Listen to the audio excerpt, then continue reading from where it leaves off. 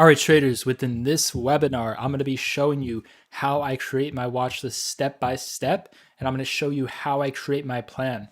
So I'm going to write this out live on the spot. I'm going to share with you how I'm identifying and finding and trading the best setups at the best price. Scanner that I'm using to find these stocks in terms of identifying.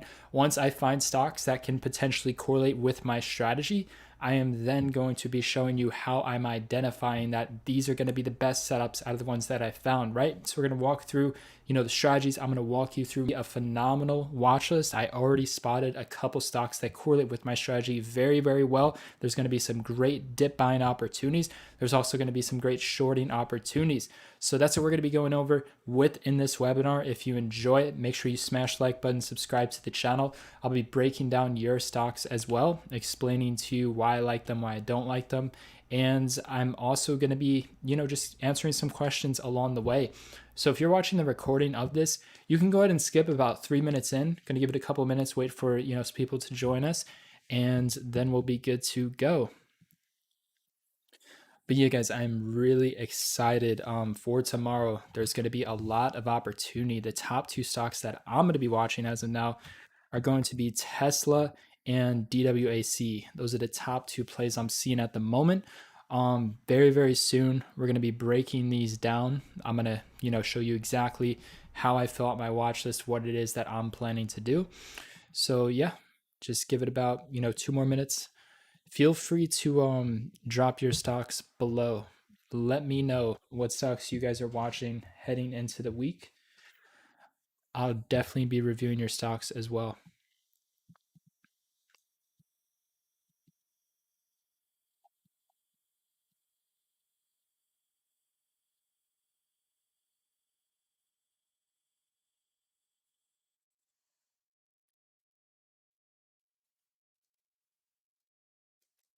Jack, welcome to the stream. Let's see. All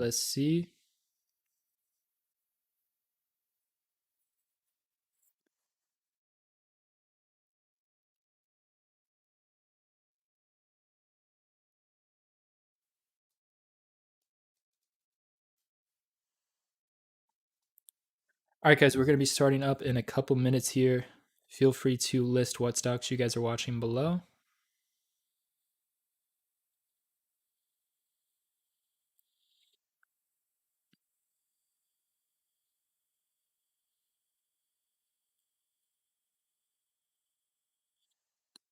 John, welcome to the stream. Tesla, yeah, Tesla hit the 1 trillion market cap.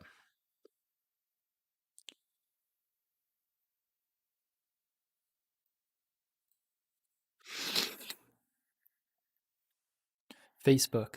All right, so guys, we're gonna get into it. So let's start off with let's see.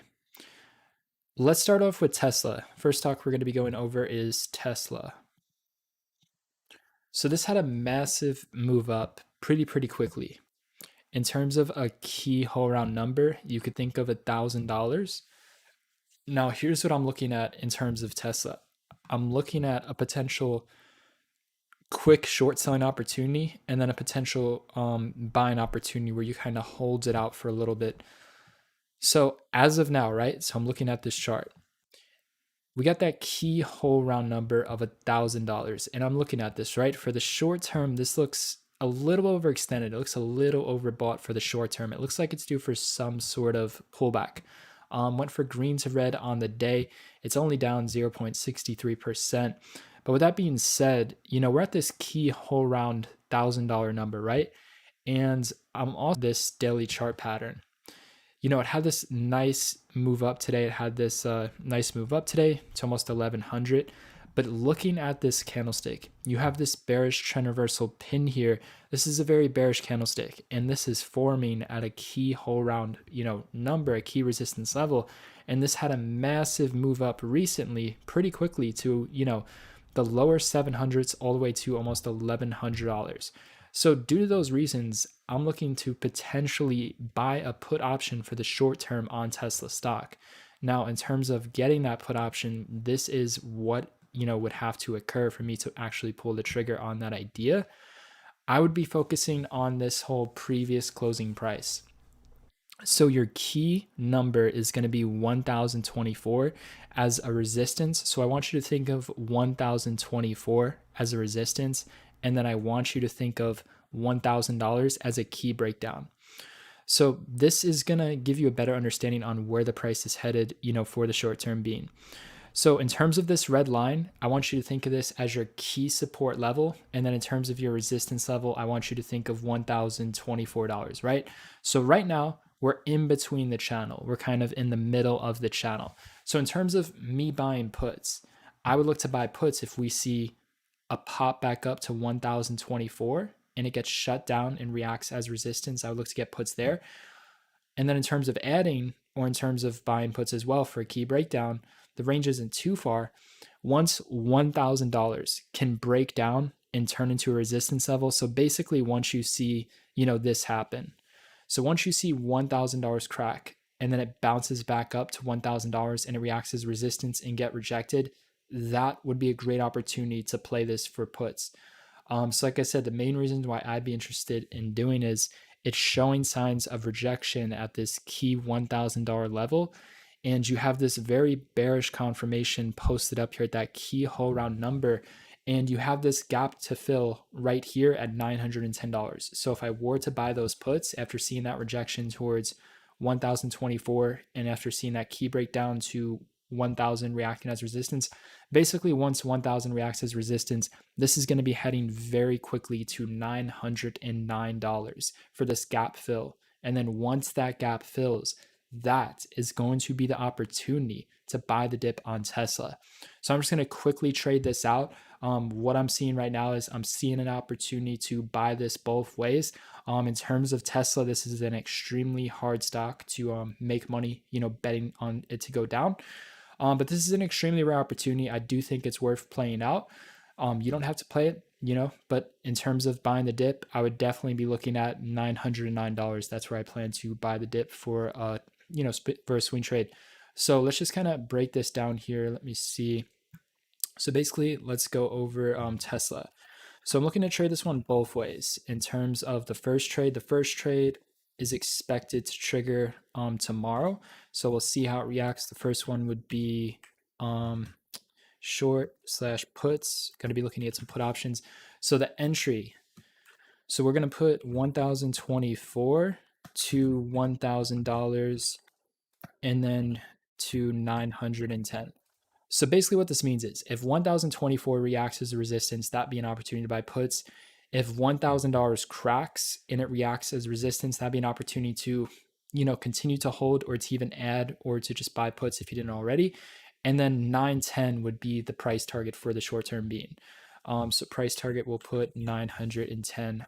So mental stop.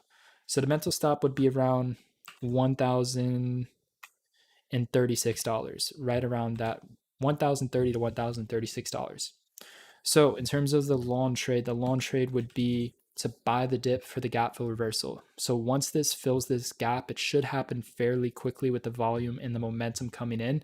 Once this fills the gap from $909.68, so we'll put entry $910. The type would be long/calls.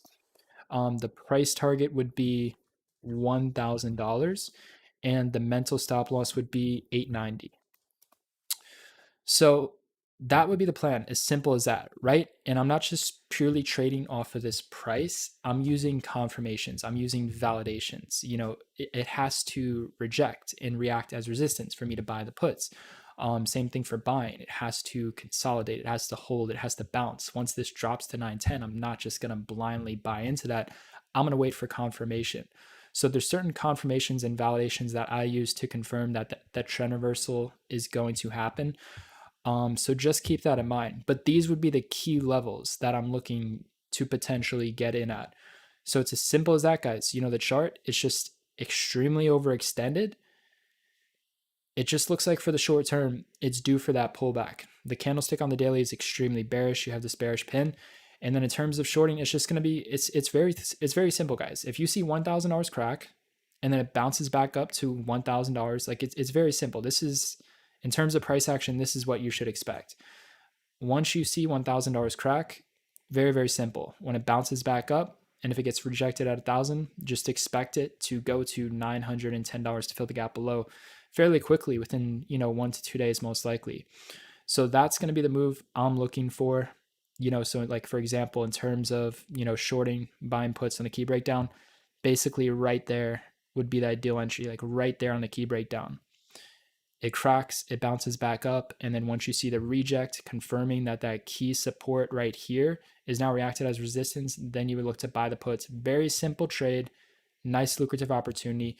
And then the same thing, the inverse. So in terms of Tesla stock, if this can have a very nice pullback pretty quickly this week to $910, there's going to be a phenomenal dip buying opportunity on this. So make sure you guys are prepared. When this goes back to $910, this gap should fill fairly quickly, especially if $1,000 can crack and react as resistance. It's going to be a great opportunity to play it as a gap close reversal. So you would look for it to consolidate to hold at this key level and then buy the dip as it's exploding back up towards 915 and then ride this back up to 1,000. So I'm setting my price alerts. The price alert we're going to do at or below 914. And then we're going to do one at or above, let's see, 1018. 1018, that's where it closed today. 1018. Okay, so I made one error. I'm going to correct that right now. So forget the 1024 resistance, forget that. We're going to go with the previous closing price, which is $1,018. So let me change that, 1018. That's going to be the key resistance level now, previous closing price. There's a gap to fill at $1,018 as of now. That could change in pre-market though, so we'll see. But this is down a little bit here in after hours, so we'll see. But yeah, regardless, it should be a great opportunity. So we'll see how that reacts. For the bulls to remain in control and for this to not go under 1,000, you're going to have to see 1,018 turn into support. If it does that, then it will start exploding up. I'm not going to chase it even if it looks bullish. I'm going to wait for the dip at 990. So that's the plan on Tesla. Very, very simple stuff. Let's see. Okay, so I'm going to take a quick look at the chat here. ATOS, ATER. Let's see. I love your hair. Yeah, I'm growing it out for like the first time. I'm just going to see what it looks like pretty much like 6 months to a year from now. And then just figure out some sort of style. But yeah, so we went over Tesla. So for Ader looks like it's due for a bounce very, very soon. It's definitely due for some sort of bounce. I think it's going to be heading back up towards this $8 level, around $8. That's where I think it's going to be heading. There's still no confirmation to dip by it yet. So we did see that it had filled the gap as expected. There was a gap to fill at $6.70. It did fill that gap, but it's not reacting as support yet. It's not reacting as support yet, and your volume is still very, very light. This is due for some sort of bounce. So heading into tomorrow, my focus is going to be 667. Once you see 667 start reacting as support and it's bouncing off that level, that would be an ideal time to dip buy Ader stock. That'd be an ideal time to dip buy this, ride this back up to the mid sevens to the lower eights.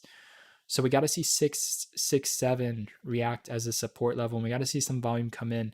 But sooner, very soon, this should definitely bounce. This should definitely pop. If you look at the past 3-month chart, it's really not known for having a strong, consistent downtrend after 3 to 4 big red days, and we're now on the 4th red day in a row. So we're definitely coming close to some sort of bounce back to the mid sevens to lower eights. So I'm definitely going to keep an eye on it for a potential bounce. I just need a confirmation towards that level. 667 is going to be the key level. Let's see.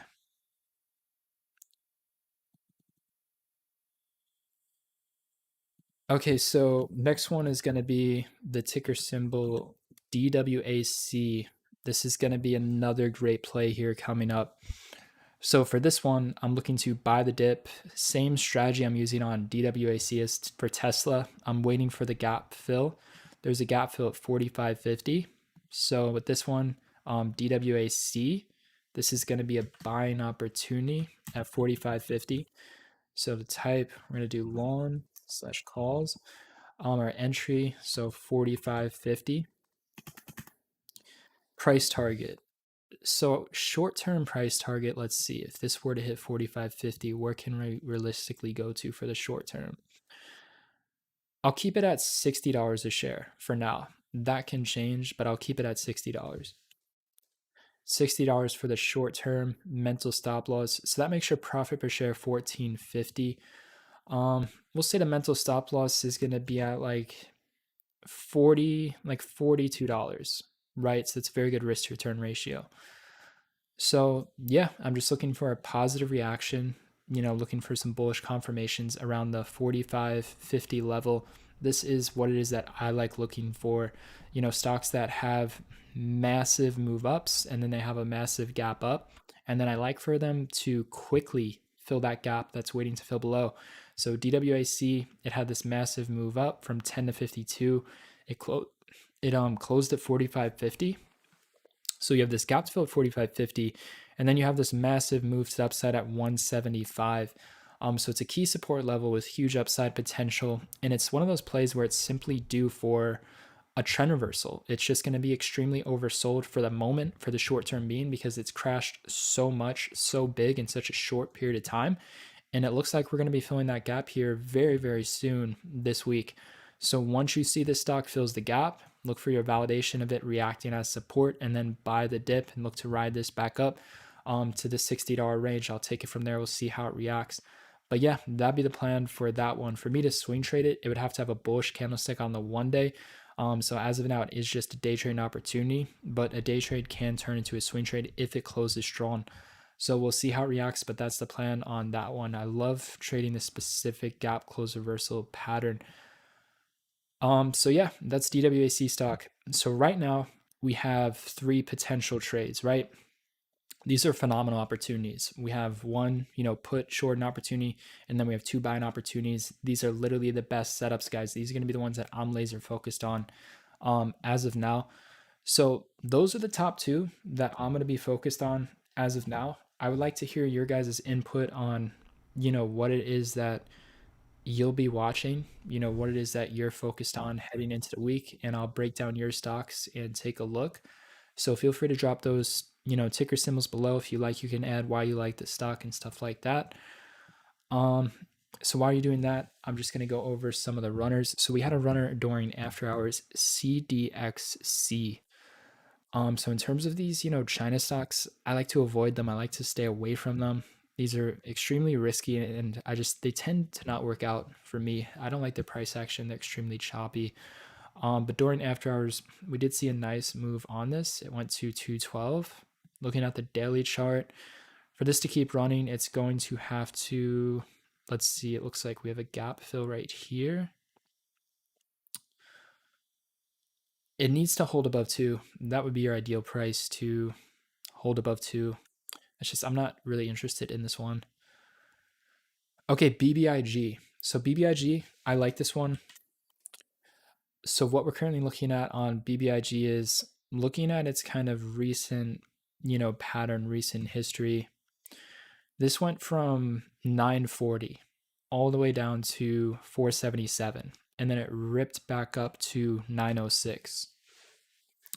And then it quickly dropped once again, and now it's in the 490s. In terms of after hours, it is down in after hours. So this really needs to maintain above, 490. So this really needs to maintain above the 450 to 470 range. If it continues to consolidate around your 470 to 490 range, it's going to pop back to $6 a share, and then we're going to have to take it from there. Overall, I'm long biased on it.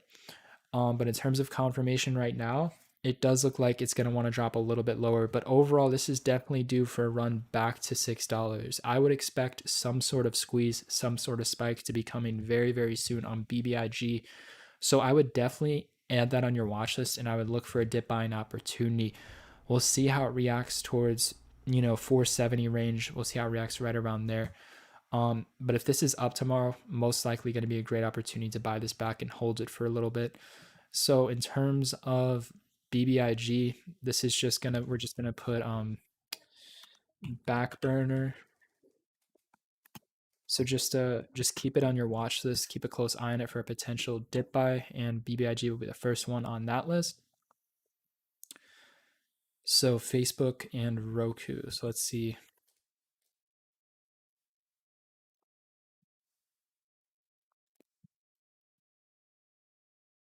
Okay, not doing much in after hours.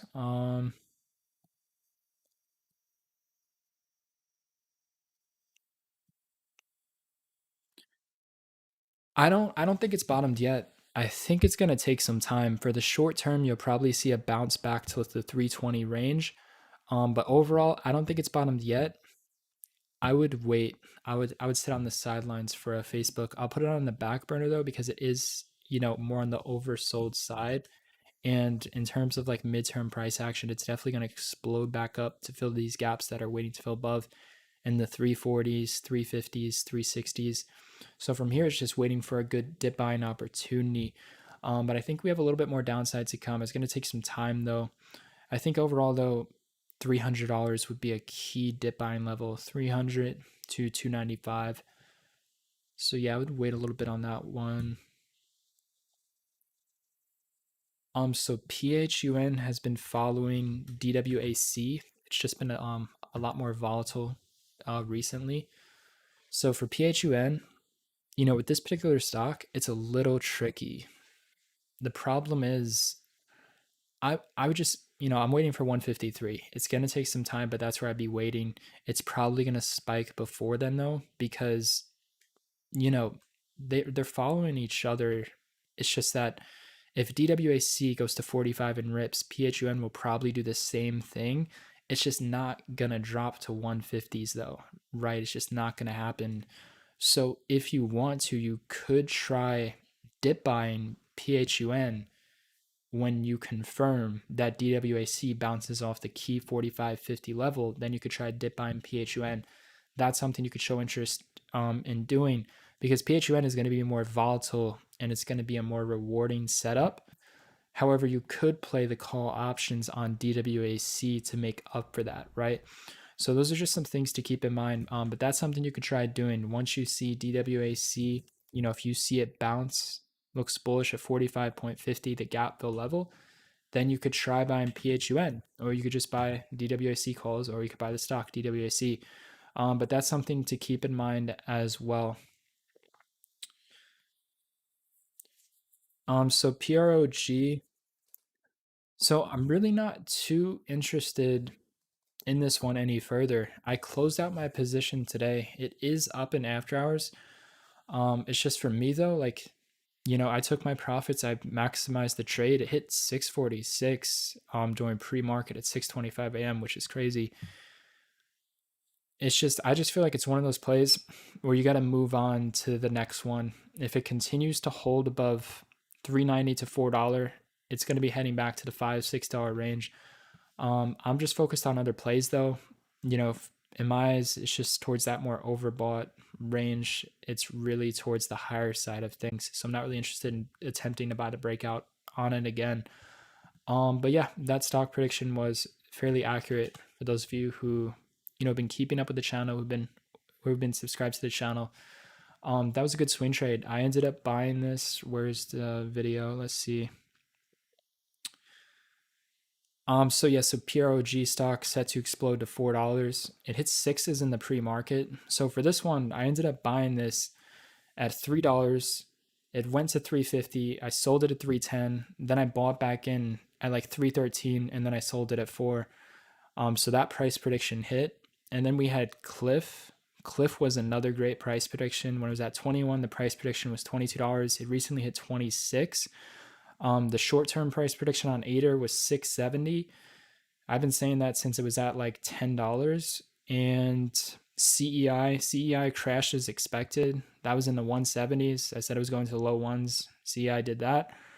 BBBY, that's a longer term play. Affirm didn't crash. That one just did not work out. Any stock, it did end up crashing. I was short at 770. It did reach my price target at 7, but unfortunately it went to like 830 before that happened, so I had to get out, cut my loss quick. Iron T didn't do much. That was just the stop out. And then DWAC got annihilated. So let's see. Okay, do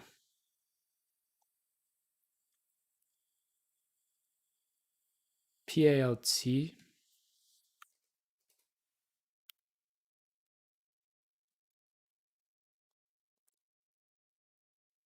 Yeah, so I mean for this one, it looks like we're headed back towards, you have 524. There's a gap to fill at 524. You could see how it reacts towards there. That's where it's heading overall.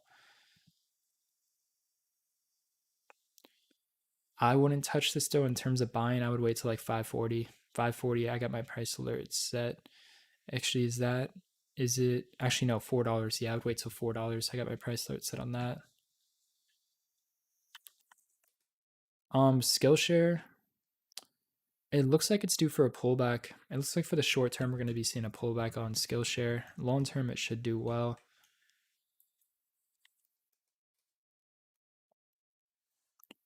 HUM. So you have this key resistance level at 475 with huge downside potential. We're talking about 100 points in downside potential. It's now trading at that key resistance level. You have this gap that recently filled at 467.5, and then you have a gap waiting to fill at 420. So let's see how it responded. So it responded with a small pullback. Basically for this one, once you see 467 react as a resistance level, 467, that would be the time to buy put options on HUM. So yeah, that's something I would look into. Unfortunately though, the option chain isn't that liquid, but you could short it. But yeah, I mean, that's what I would look to on HUM. So if 467 can hold, it's on track for 475. If it reacts as resistance, then it's on track towards 440 for the short term. Overall though, I would avoid this one. It's most likely going to pull back, but 467 is your key level. Reacts as resistance is bearish, reacts as support's bullish. Just keep that 460 level in mind, because that's going to be that key determining factor for HUM. But in terms of the setup, this is definitely something I would look for. This is just like Adobe, so that was the highest gap waiting to fill above, meaning it's your best chance of the stock having a reversal and crashing. And it works inverse. You can use it for, dip buying, the lowest gap waiting to fill below, like I'm doing on DWAC. So Adobe had a gap to fill. It was the highest one at 645, and it has finally reacted as resistance. You have this bearish candlestick on Adobe, and it looks like it's going to be, due for some sort of pullback back to under $600. So we'll see how that reacts. But yeah, Adobe is setting up for a potential put opportunity. So this one is worth adding on the watch list. We'll put Adobe. This would be a put option play. So ticker symbol is ADBE. The type is going to be short and puts. So entry 645. Price target is going to be this gap to fill here, 622, and then there's a gap to fill here at 590. We'll call the price target. Let's do 622 first, and then we'll see how it reacts. 622, mental stop loss 649. So that would be the plan on that one. Look for the negative rejection heading into tomorrow.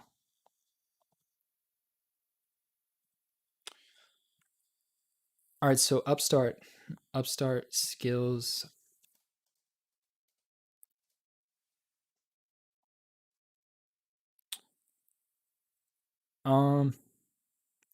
Yeah, I mean, there's no confirmation to buy this yet. I would be on the sidelines. If anything, I'd be interested in potentially buying a put if this quickly rips back to 359. That's what I'd be interested in doing on Upstart. It's currently on a downtrend. The trend has been reversing since $400. If this can quickly rip back up to 360, it should be a good put opportunity.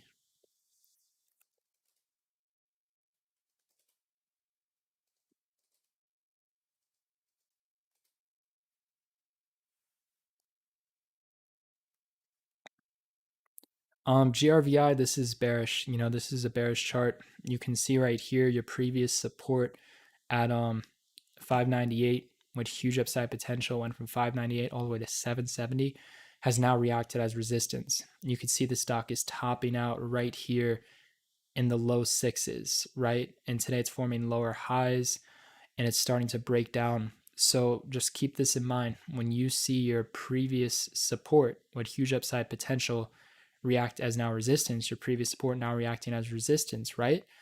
Instead of it having that huge upside move, it's going to have that huge downside move to fill this gap right here at $5.01.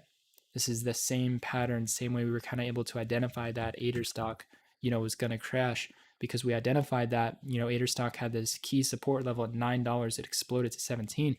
But once you see that key support level right here, you could see, $9 right here, the high of this candlestick, and then your lower highs in the mid eights reacting as resistance. That's your confirmation that instead of having that huge upside move, it's going to have that huge downside to move. So you could expect the same thing to occur for ticker symbol GRVI.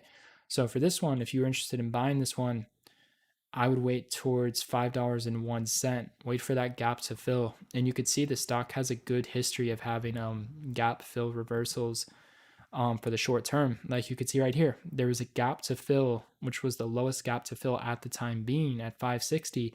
On this day, it hits 560, and then the next day it goes to 658. So it was a nice little swing trade. And then you can see right here, same thing. There was a gap to fill, the lowest gap to fill at the time being at 465. And the low of this day is at 467, basically fills the gap, and then it starts to explode back up and goes to 694.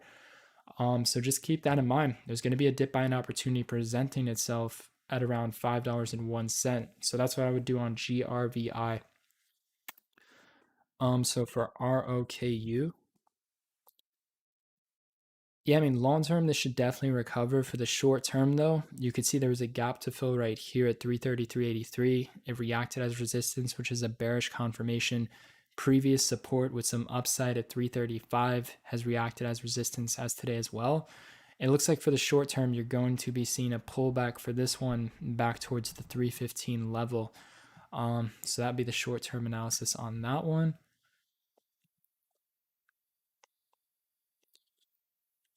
Okay, so BA, so Boeing. Boeing is at a key support level, and there is a gap to fill. You have a gap to fill at 208.51. It did end up filling that gap, and it started to turn it into support. Currently trying to trend up in after hours. So yeah, Boeing looks bullish. It looks like this wants to rip back to the 215 to 220 zone. Boeing does look bullish here. You have a very strong support level presenting itself at this 208 range. So yeah, Boeing looks like it's definitely going to be popping back for the short term. CLUP.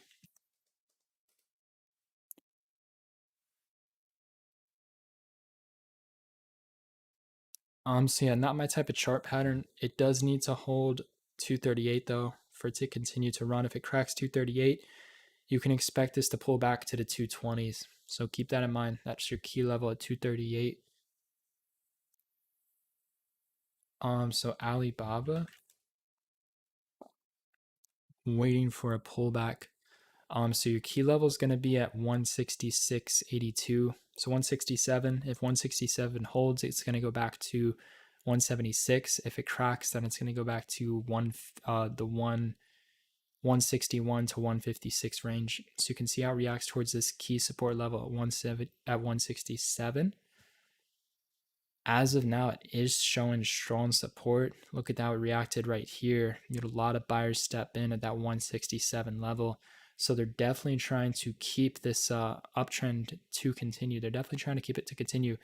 So just be aware of that 167 level. If it cracks, it's going to get crushed. If it doesn't and it holds up, then you're looking at 176. So keep that in mind. That's going to be your key level.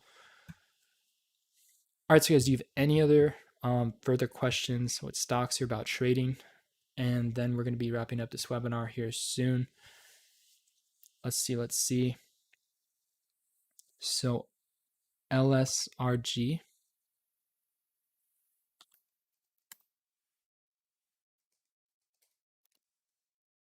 So let's see. Yeah, that isn't out of stock. Unless you meant ISRG.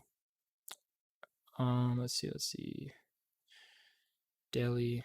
Yeah, I mean there's nothing. It's just this isn't my type of setup. It looks like it's gonna try to pull back.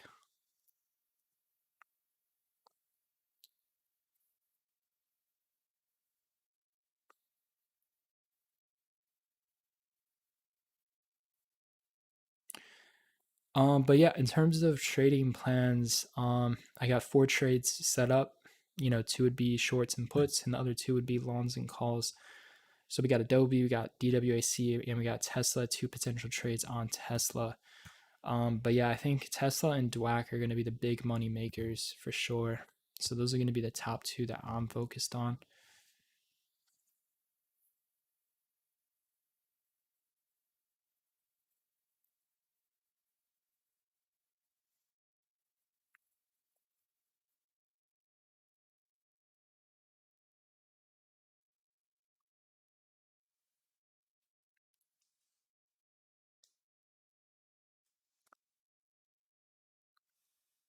BRKB.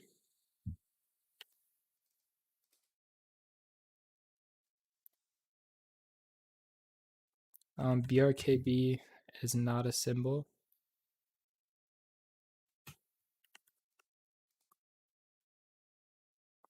Okay, so Mark, MARK.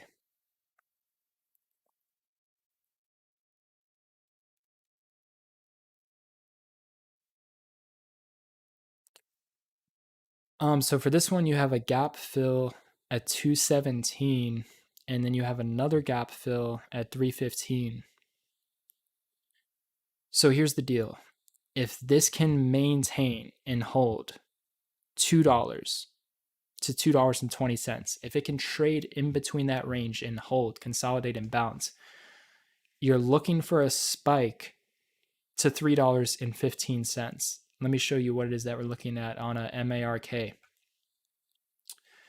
So this is what you need to see, right? This is what you need to see.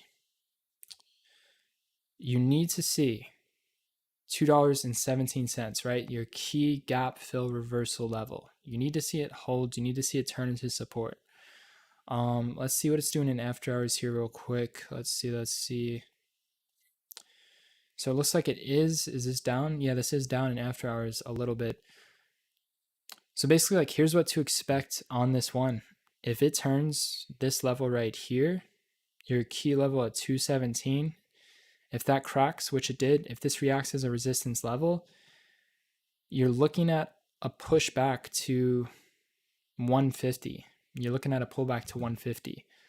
Now, if this can hold, 217, this can hold above 217, right? Start to bounce. You're looking at a spike back to fill this gap here at $3.17.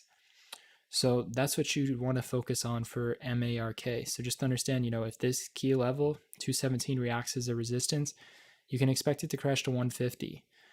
If it reacts as a support, you can expect it to spike towards $3. It's going to take some time though.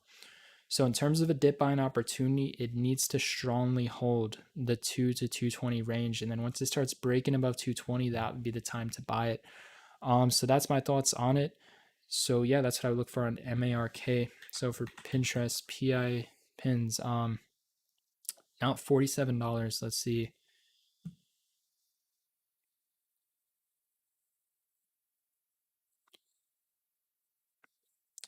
So for Pinterest, I would wait for it to go to $45. There's a gap to fill at 45. Once it fills that gap, I think it's going to be an ideal dip buying opportunity to buy Pinterest here. So that's what I would do on Pinterest. I would wait. It looks fairly oversold for the short term mean. It's due for some sort of correction. So if you see bullish reactions at 45.32, that's going to be the time to dip buy this and ride it back up into the 50s. I think it's due for some sort of correction back up. It has that oversold, opportunity. So yeah, we'll see. That's what I would focus for on Pinterest.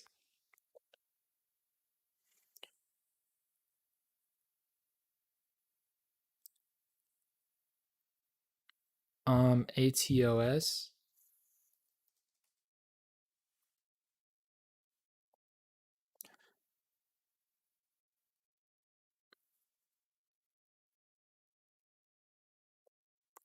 So we have a gap fill at 236. 236 would be your key support.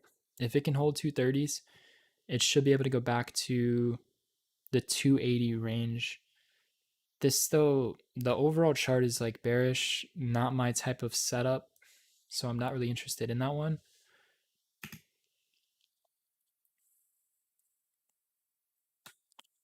So yeah, we went over PHUN, we went over ATR, we went over BBIG, AMC.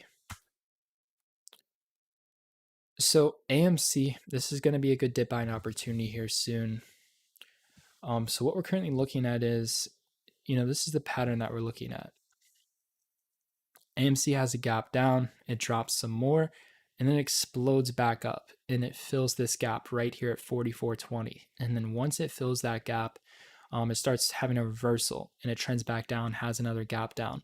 So basically, for the short term, this new gap that's waiting to fill at 39.24 is going to open up a dip buying opportunity to ride this back up to play for the gap to fill above. So then the question would be, the price target would be $39. But where and when is the time to dip buy this? So looking at the chart, right? This went from $52 all the way down to $33.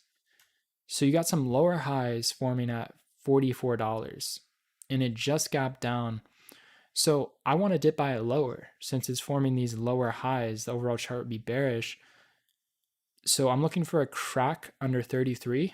And then in terms of dip buying, I'm going to be looking at $29 a share. That's where I would like to get in and then ride this back up to $39 a share. So I got my price alert set on this one. I'm going to be waiting. I'll set another one towards we'll do under 30. So in between like $29 to $30 is where I'd want to buy this one and ride for the gap to fill at 39. That would be like a call option swing trade where I give it some time. So yeah, that'd be my short-term analysis on that one for sure.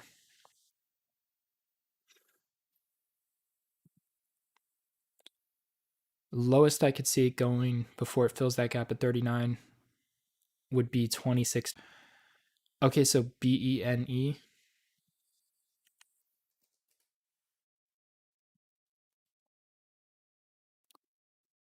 Okay, let's see. I mean, you could see how it reacts at 10 for a potential spike to 12.27 to fill the gap. You could see how it reacts at 10. That's what I would look at. It's due for some sort of bounce. Overall, though, the chart is bearish, but you could see how it reacts at 10 with a tight stop. We'll see. Definitely not my type of setup. There's better stocks to be buying. Just remember, guys, most of these SPACs have been reacting, positive for the short term and then extremely negative for the mid to longer term. I mean, Robinhood's dead, guys. Like, it's time to move on. There's no chart pattern in play. It's not volatile. I wouldn't even be watching this one. Robinhood is weak overall. I would be avoiding this one.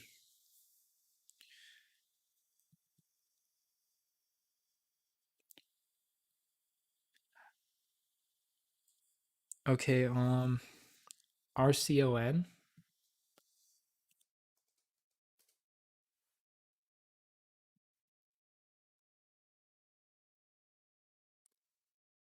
Really not type of. It's not my type of sharp pattern. I would simply stay away from this one. It's not my ideal setup. So yeah, I really don't like the chart on this one. There is a gap to fill at 236. So you can see how it reacts towards that level. We'll see. Overall, though, it's not my type of pattern. But yeah, I mean, we could see. I mean, it definitely has huge upside potential at that key level. So we'll see how it reacts towards the lower twos.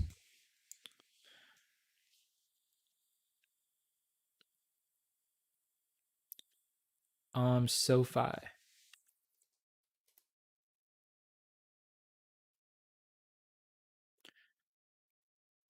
Yeah, I mean, SoFi looks pretty bearish. It looks like we're going to be heading back to fill this gap here. Um, see how it explodes up and then it fills the gap. And then once it fills this gap, it has a reversal. Well, it just exploded up, showing some signs of weakness, forming lower highs, bearish candles. It looks like it's time to come back to fill the gap towards 16s. So with this one, I would look to dip buy it at like 1650, right around there, 1650 if you're interested in dip buying SoFi. I think it's going to retrace back to fill the gap, waiting to fill below. So I would wait till then to dip buy. HLBZ. Yeah, so for this one, we'll see how it reacts. There's two gaps to fill. You got a gap to fill at 9, and then you have a gap to fill at 7. See how it reacts towards those gaps. I'll set some price alerts. So ideally, you'd want to go with the lower gap towards 799. That would be the ideal one.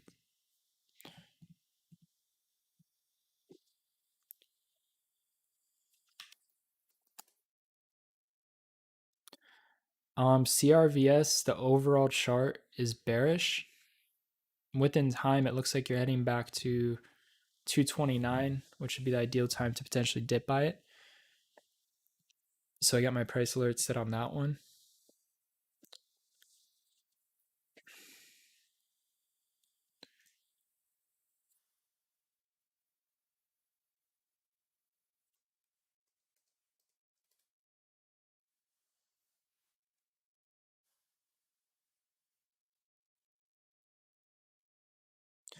XLNX looks like you're going to be seeing a pullback. You're going to be seeing a pullback here. It looks like for the short term being. It looks like this is headed to. So just put it this way: if 173 reacts as a resistance level, this is going to be heading to like 160s overall. So the chart looks pretty bearish for the short term being. JSPR.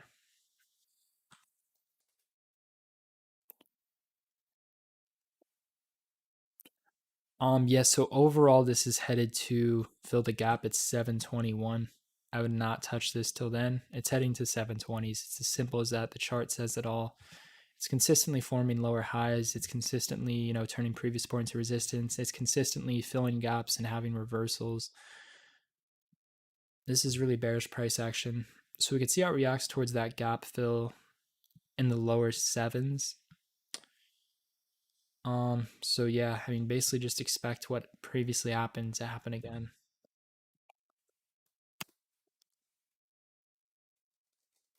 Yeah, guys, went over BENE. See how it reacts towards $10 a share. If $10 holds, then it's gonna want to spike back to fill the gap at 1227.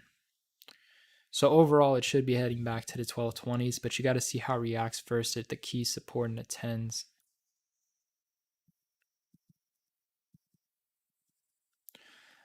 So for the back burner, I'm gonna add we'll add BEN, we'll add PINS, Pinterest. When I mean, those are the ones that I saw for the short term that could also be potential plays. All right, so are there any other stocks you guys are looking at?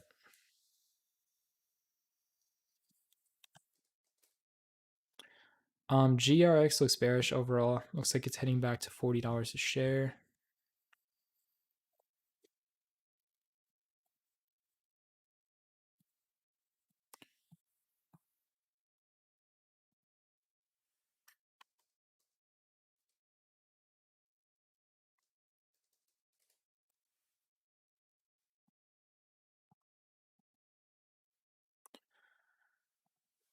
There's not much of a chart pattern to you. I would just stay away from this one. There's really not much the chart has to say.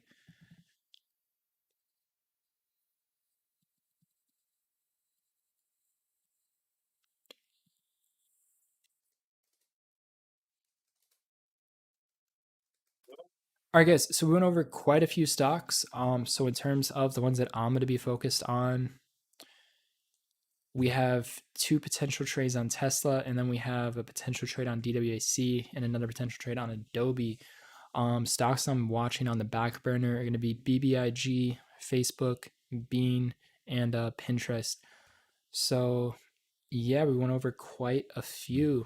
This is going to be last call. Any other stocks, any trading questions that you guys have? So Trader Society is expected to launch early November. I'm going to be launching Trader Society, so you could stay tuned for that with more information. But yeah, that's expected to launch very early in November. So looking forward to that. But yeah, those are going to be the top stocks that I'm going to be watching into tomorrow and into this week.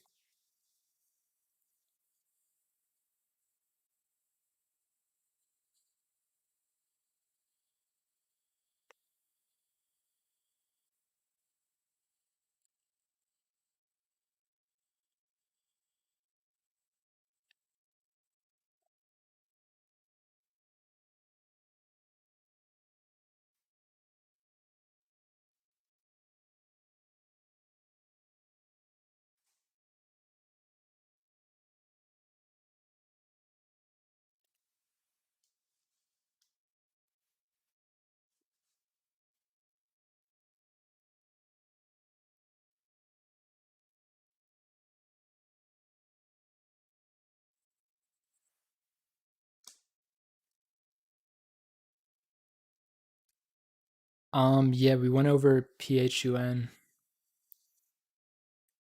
Basically, if you were interested in buying PHUN, it follows DWAC pretty well. So, for PHUN, there's a gap to fill at 153. But the thing is, DWAC, there's a gap to fill at 45.50. So if you see DWAC bouncing off of 45.50 and it's turning into support, that would be your confirmation to buy PHUN before it fills this gap at 153. So that's what I would look for.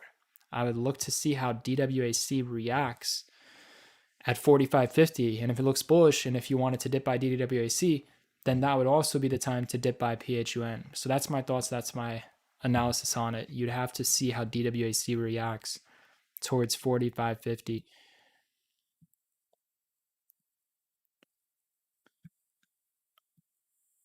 ZIVO. Um, yeah, I mean there's a gap to fill at 280.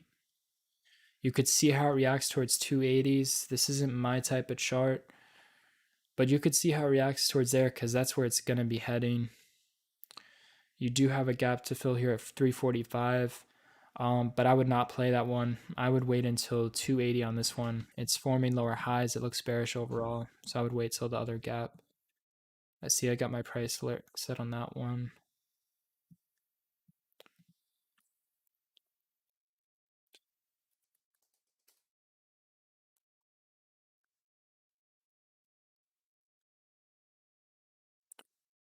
All right, so Microsoft.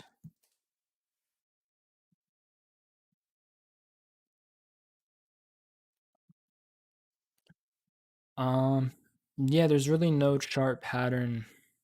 I'm not interested in trading this one. It just doesn't, fit my criteria personally to trade this one.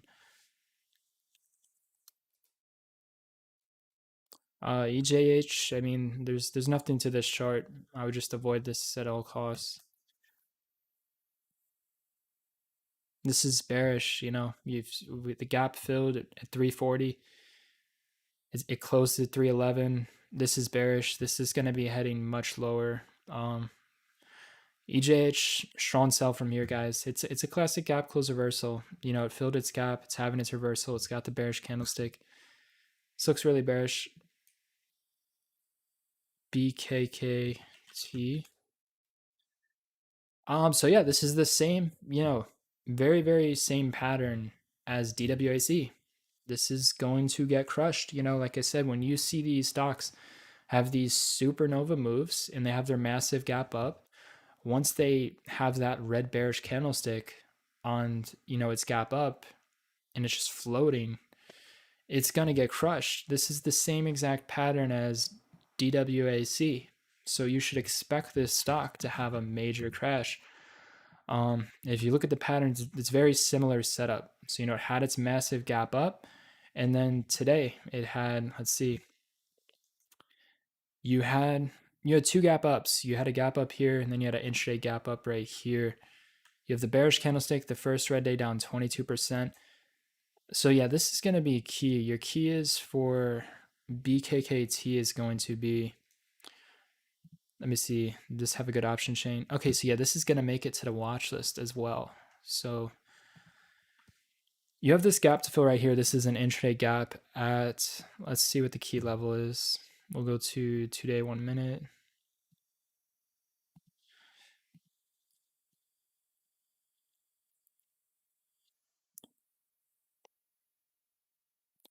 Okay, so it's heading to 1953. That's where it's heading, to 1953. This is going to be your key level, 1950s to $20. That one, we're going to do at or below 2017. So basically expect this gap to fill at 1950. Once it fills, if it reacts to support, it's bullish. If it reacts to resistance, it's bearish. In terms of like bearish, I would really look to get puts once you see that crack and it bounces back up and confirms its resistance. So basically when to short the key breakdown, right basically where I draw this oval. You wait for it to crack, and then once it cracks, you wait for it to spike back up, and then once it confirms its resistance and pushes back down, you look to buy puts at around $19 a share, and then it's just going to get absolutely crushed. You know, those key gap fill levels, those are key. So pay close attention to that key gap fill level. But yeah, overall I'm bearish because of the chart. And then you also have this gap to fill below at 915. We already saw what happened with DWAC. You know, it nearly filled the gap in just 2 days after it having that gap up. And then DWAC, let's see, what did this do in after hours? So yeah, it's down in after hours as well. So yeah, I'm very short priced on that BKKT. So we'll see. I'm gonna add that one to the back burner. All right, so this is what we got so far. So on the back burner, potential upcoming trades: BBIG, FB, BENE, pins, and BKKT. And then we have 4 trading plans, 2 shorts and puts, and then 2 longs and calls. We got double play on Tesla, trade it both ways, DWAC and Adobe.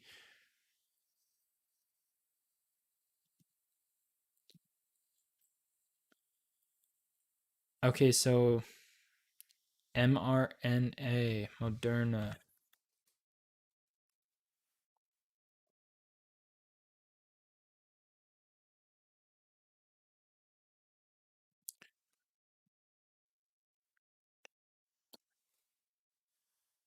So overall, I think it's going to go back to 260 midterm. I think it's headed to 260 midterm. In terms of a put opportunity, I'm not too interested in puts. I'm more interested in just kind of buying this one. So in terms of buying, I'm waiting to buy back in at 260. That'd be my ideal price to buy this back in for the gap fill reversal, and then ride this back up to, you know, your low 400s. So yeah, eventually it should fill that gap. It's just going to take some time. I'm not really interested in getting puts though, due to the choppiness. But in terms of a strong momentum move up, that should start to occur once we see a crash to 260 or a push back up to the 400s. So that'd be like a good midterm passive income swing trade once it gets down to that level. Been waiting for quite some time for that to occur. RDBX. Okay, so yeah, I mean, this one's interesting. You have a gap to fill right here, 2339 towards the 2023 level. I mean, overall, you could see how it reacts towards 1190, where the gap is waiting to fill.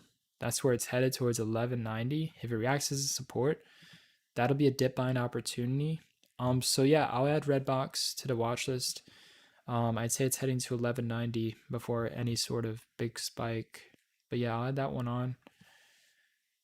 RDBX. So just notice how all these massive runners have been, adjusting and filling that gap that's waiting to fill below. So there's going to be your ideal buy zones to buy them back.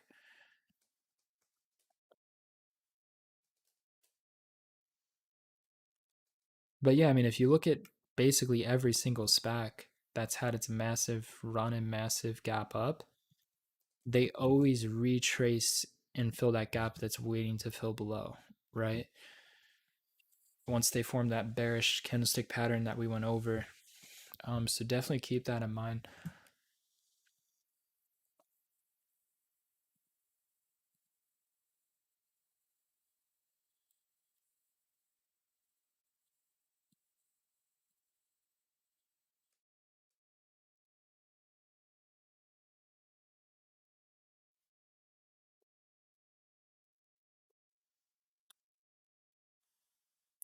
All right, so CHPT.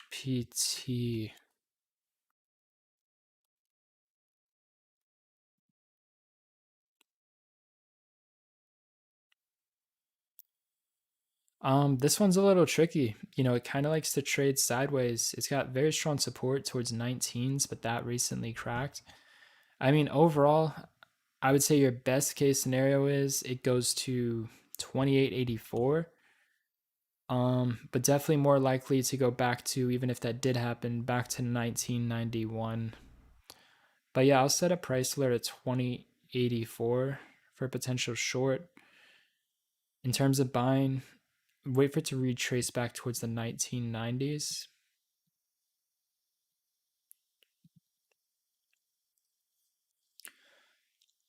All right, so guys, you've any last questions? Trading, stock analysis, and then we're gonna close out this webinar. So, in terms of my short-term plays, the laser focus is gonna be on Tesla and DWAC. That's gonna be my laser focus, and then I think there's gonna be a good dip buying opportunity on Pinterest soon, so I'll keep an eye on that.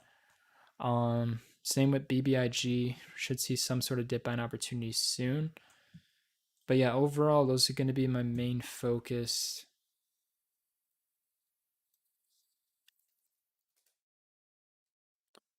But yeah, this BKKT, this is probably going to get slaughtered. So I'm going to be watching this one as well for a potential short.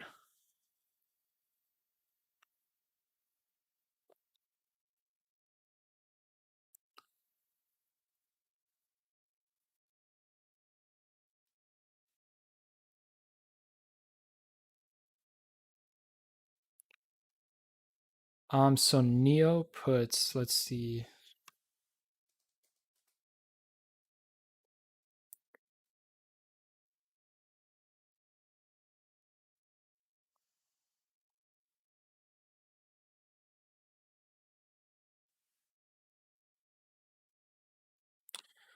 Okay, let's take a look at the daily.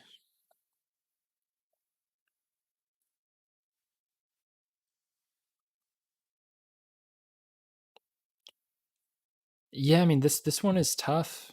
So we had that gap fill play right here at 40.59. It filled the gap, had a reversal. But then it turned it into support and it exploded up to 42.61. So it's kind of just trading sideways, not wanting to make up its mind. It's tough, But I would say for the short term, it looks like we're going to 38.88 to fill this gap, waiting to fill below. Overall, though, it doesn't fit my standards. I think there's better plays. So for that reason, I mean, I would avoid it. But if you see 40.47 tomorrow react as a resistance, that would be a confirmation to get a put, as we do have this, bearish confirmation towards resistance. We got the gap to fill below. So I would look for 40.47 to react as a resistance if you're interested in that, and then play for the gap to fill at 38.88. The put should be able to make like 20 to 25%.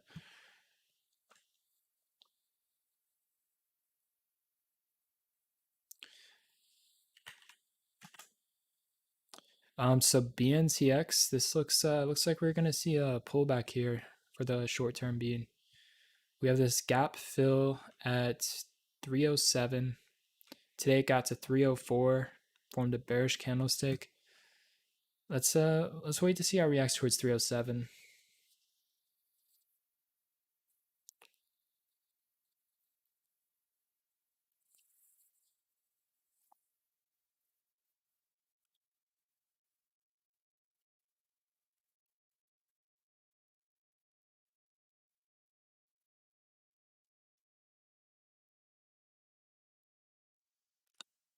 All right, guys, this is gonna be last calls. For any questions you have, make sure you guys are subscribed to the channel for further stock analysis and get a better understanding of how the strategies work.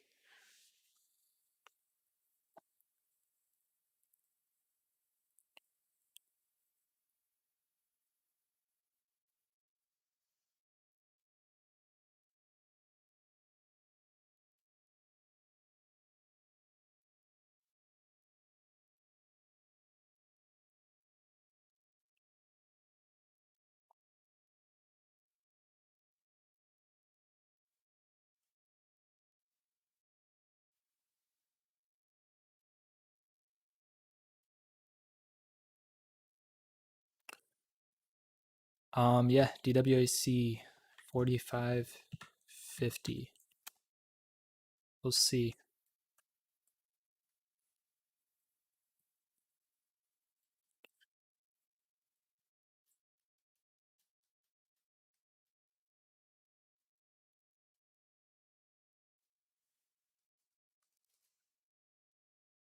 All right, so yeah, guys, that is going to. It looks like we're gonna wrap this up here. Let's see. MU. Okay, so MU puts. Let's see.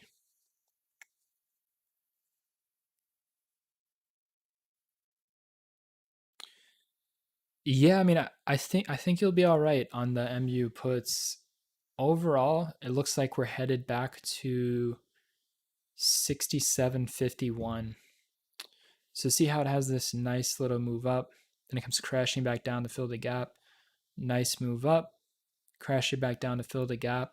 If you look at the overall trend on this stock, since you know since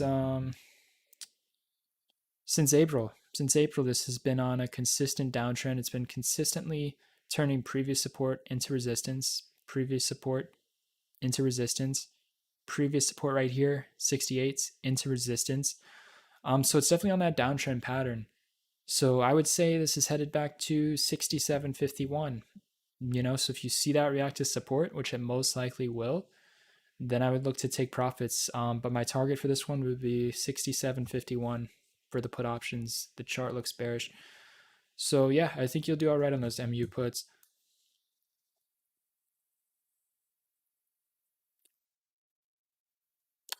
Is it going back to $100? Is DWAC going back to $100? I mean, it's tough to say right now for the short term being. It's tough to say right now. We really have to just see how it reacts. We have a strong volume fade. We have to see how it reacts towards this key dip buying level of 45.50, and then just take it one step at a time. And then once you get the confirmation to sell, then it's time to sell. So it's just getting it at the right time, and then just understanding there's confirmations, bearish signals that are time to lock in profits. And it's tough to say when those are going to occur, but when they do occur, that's when it'll be time to lock in profits. So right now I'm really just looking to buy at 45.50 and then just take it one step at a time. I do think for the short term though, we should see a rip back up into the 60s, but it's just taking it one step at a time. It's tough to say in hindsight how high it can realistically go to as of now, but 45.50 is going to be the ideal dip buying opportunity.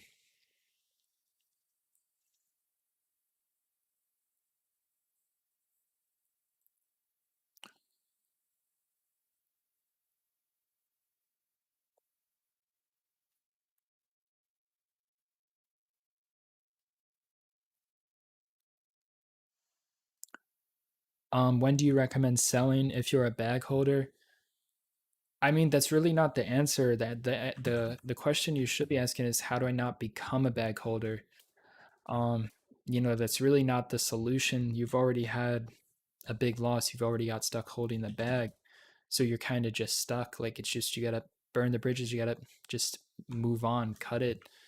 Like you could see how it reacts as 45.50. If it's positive, you can hold it out, and then when it rips, like sell for profits. But the real thing you should be focused on is how can I, you know, buy at lower prices? How can I cut my losses quickly? How can I minimize my losses and maximize my wins instead of maximizing your losses by holding the bag? Because if you're bag holding, all you're really doing is maximizing your losses. And most people who hold bags just continue to hold and add more. So they're just maximizing their losses. So I would really just be focused on learning how to not bag hold. Like we've been doing on this channel, like basically almost every single stock that I said was going to crash ended up crashing dramatically. And there have been times where, it spikes a little bit for the short term, but overall it still crashes like dramatically. And I had the right idea of being short biased on the ticker. Um, so it's really about going back and learning how those strategies work.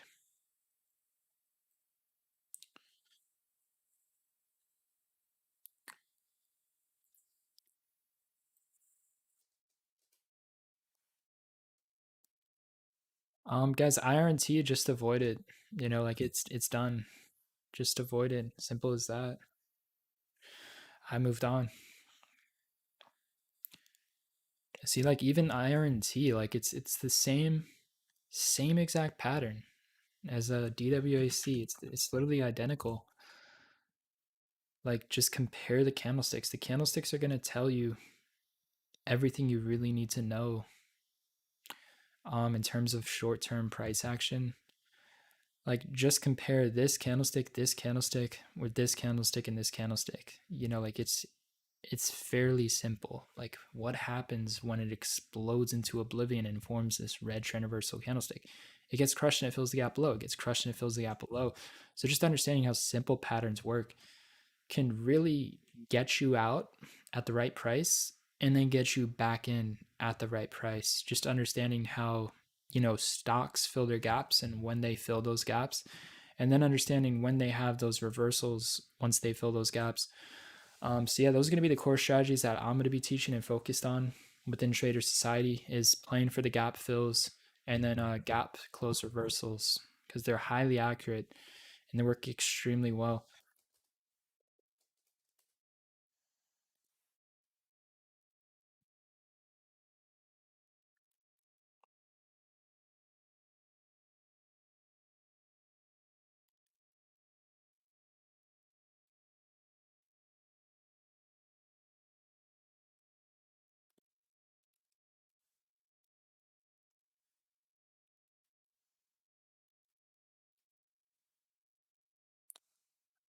So where did you learn stocks from? So I mean, I'm completely self-taught. Once I started becoming successful in stocks, that's when I really started to invest back into my education and learn from others and learn from others' mistakes. I spent tens of thousands on like other people's programs, other education. Most of it wasn't that useful in my experience, but I took away like at least one good gem from like each program, each course that I've joined, and those gems have helped me out substantially. But for the most part, I'm completely self-taught. It's mainly just developing a strategy around charts and price action. That's kind of what it is that I've focused on. Um, it's purely visual. It's a pattern recognition.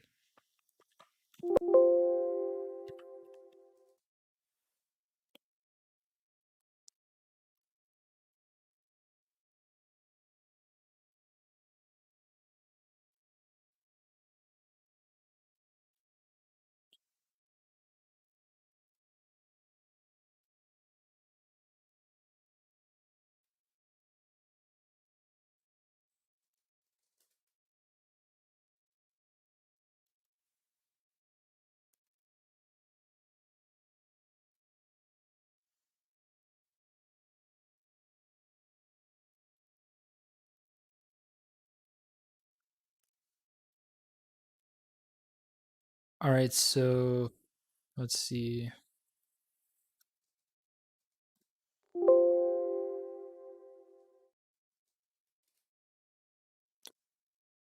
So for FUTU, the short term, this looks bearish. There's really not much to it. It just looks like it's going to continue to downtrend. There's no signs of a reversal yet on this one. Lucid LCID.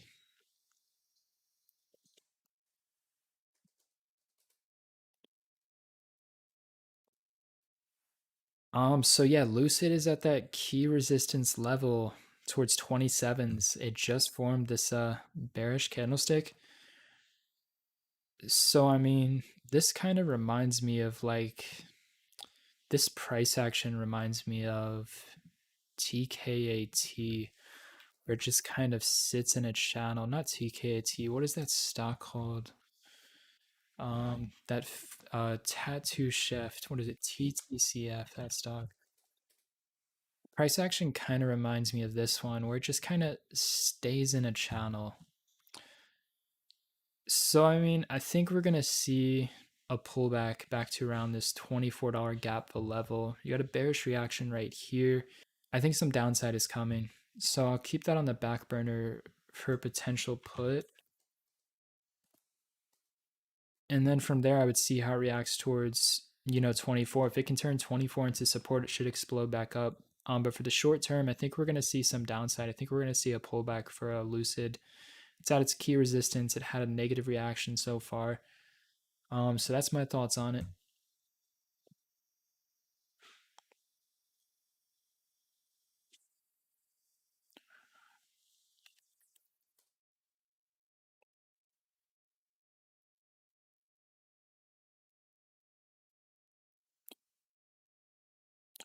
So for DWAC, so the $45 level for me, that's going to be like a day trade to possible swing trade. It's not going to be an investment. As of now, I'm not interested in buying this as an investment. But yeah, we just got to see how it reacts towards 45.50. If it can turn into support and bounce, then I'll gladly dip by this for a day trade and then potential swing trade. I'd have to close green on the day for me to really want to swing this.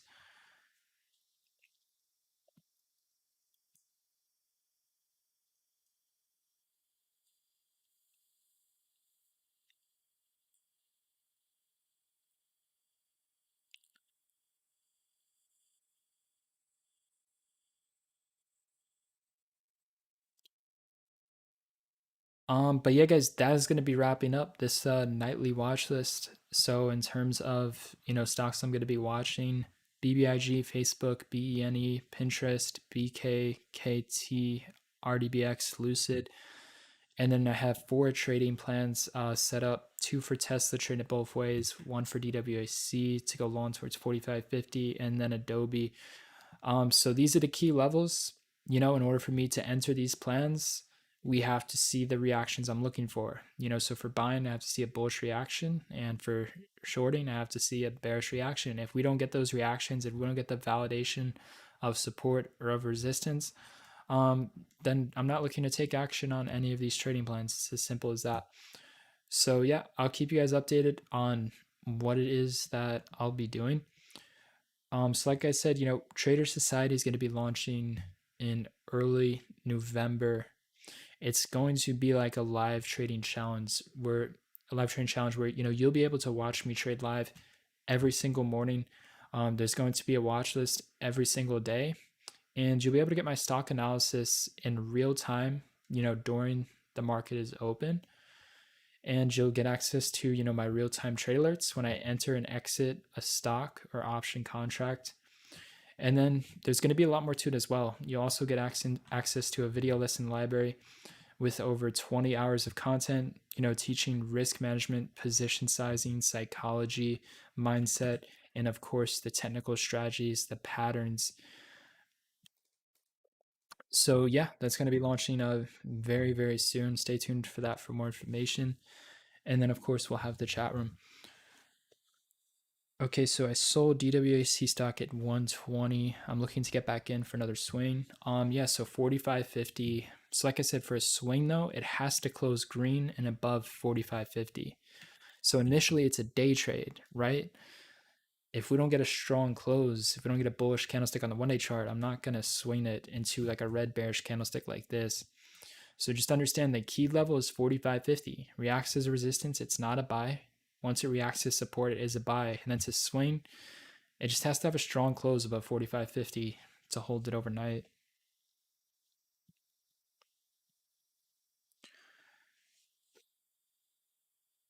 So like if you were in at 45 and it started cracking and reacting as a resistance, then I would cut my loss and then I would look to buy it back once 45 reacts as support. As simple as that.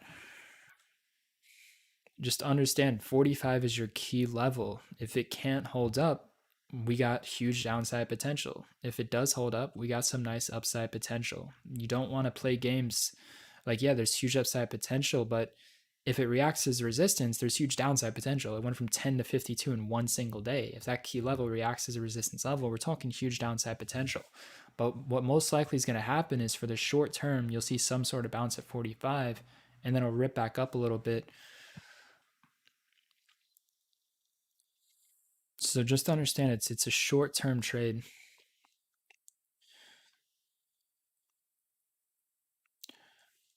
All right, so INNN.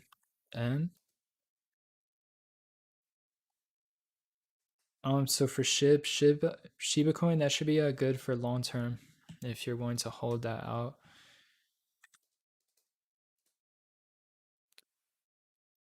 Yes, I mean this one completely lacks the daily chart.